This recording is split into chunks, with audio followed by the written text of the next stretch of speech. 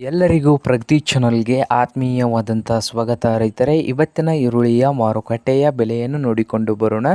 ಇನ್ನೂ ಯಾರು ಹೊಸದಾಗಿ ಚಾನಲ್ ನೋಡ್ತಾ ಇದ್ದರೆ ಸಬ್ಸ್ಕ್ರೈಬ್ ಆಗಿ ರೈತರೇ. ಹಾಗೆ ಇವತ್ತಿನ ಈರುಳ್ಳಿಯ ಮಾರುಕಟ್ಟೆಯ ಬೆಲೆ ನೋಡೋದಾದರೆ ಅಂದಾಜು ಬೆಲೆ ಬಂದು ಪುಣೆದಲ್ಲಿ 1 ಕ್ವಿಂಟಾಲ್ ಈರುಳ್ಳಿಯ ಬೆಲೆ 800 ರೂಪಾಯಿದಿಂದ 1800 ರೂಪಾಯಿಯು ಗರಿಷ್ಠ ಬೆಲೆ ಆಗಿದೆ ನೋಡಿ ರೈತರೇ. ಪುಣೆಯಲ್ಲಿ 800ರಿಂದ ಹಿಡಿದು 1800 ರೂಪಾಯಿಯು ಗರಿಷ್ಠ ಬೆಲೆ. ಹಾಗೆ ಬಿಜಾಪುರದಲ್ಲಿ ನೋಡ್ಬೋದು 800, 900 ಹಾಗೆ 1700 ರೂಪಾಯಿಯು ಗರಿಷ್ಠ ಬೆಲೆ ಆಗಿದೆ ರೈತರೇ. ಹಾಗೆ ಇನ್ನೊಂದು ಮಾರುಕಟ್ಟೆ ನೋಡೋದಾದರೆ ಅಹಮದ್ನಗರ್ ಮಾರುಕಟ್ಟೆಯಲ್ಲಿ 1 ಕ್ವಿಂಟಲ್ಗೆ ಕನಿಷ್ಠ ಬೆಲೆ ಬಂದು 300 ರೂಪಾಯಿದಿಂದ 2500 ರೂಪಾಯಿಯು ಗರಿಷ್ಠ ಬೆಲೆ ಆಗಿದೆ ರೈತರೇ.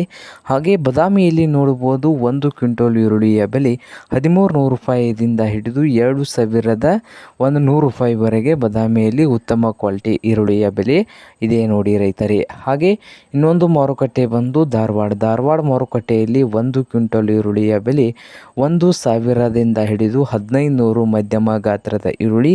ಹಾಗೆ ಗರಿಷ್ಠ ಬೆಲೆ ಉತ್ತಮ ಕ್ವಾಲಿಟಿ ಈರುಳ್ಳಿ ಬಂದು 2000 ರೂಪಾಯಿವರೆಗೆ ರೇಟು ಇದೆ. ಹಾಗೆ ಬೆಳಗಾವಿನಲ್ಲಿ ನೋಡುವುದಾದರೆ 1 ಕ್ವಿಂಟಲ್ ಈರುಳ್ಳಿಗೆ ಬೆಲೆ ಕನಿಷ್ಠ ಬೆಲೆ ಒಂದು 600 ರೂಪಾಯಿದಿಂದ ಹಿಡಿದು ಗರಿಷ್ಠ ಬೆಲೆ ಬಂದು 2200, 300 ರೂಪಾಯಿವರೆಗೆ ಗರಿಷ್ಠ ಬೆಲೆ ಆಗಿದೆ ರೈತರೇ.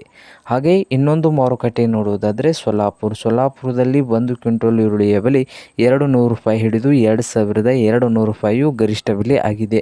ಕನಿಷ್ಠ 200, ಗರಿಷ್ಠ 2200 ರೂಪಾಯಿಯು.